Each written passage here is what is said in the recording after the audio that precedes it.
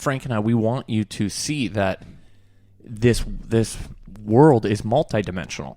What we're experiencing, you can experience so much more outside of this three-dimensional matter-on-matter experience that we're calling reality. There is so much beyond reality, and it's in the unmanifest. It's in the unified field around us. It's what we don't see.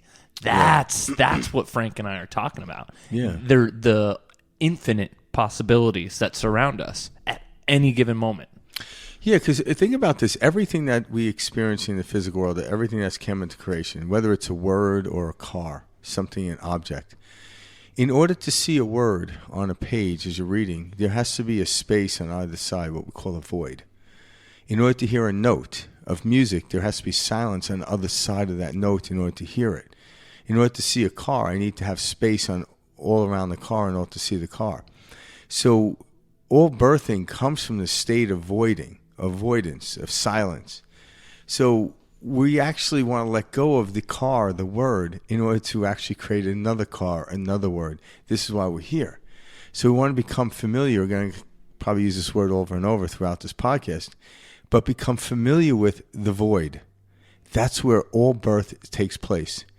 The void, the negative, or whatever you want to call it. But when we use the word negative, we're using it in the polarity sense of the understanding of electricity. You got a negative pole and a positive pole.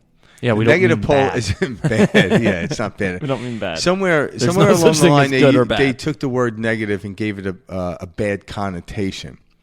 But like I think I mentioned this on the last podcast, before. But when you actually look at negative, everything is birthed out of the negative, and what the positive does is perpetuate it continuously.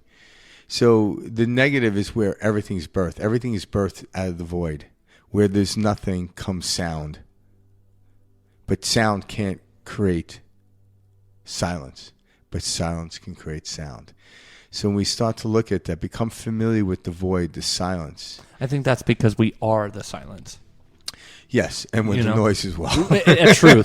Yeah. Both. But our whole, that's the experience of yeah. duality. I see what you mean. Yeah, actually, if you want to look at that, if you want to break it down, you know what I mean, though? The I am, the witnesser is the silence.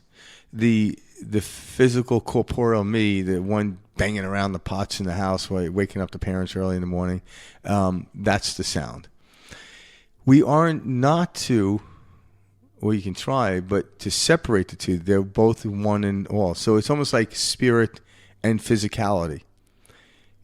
They actually have equal plane. On this plane, they're equal to each other. Because in order to create and manifest the physical world, you need spirit.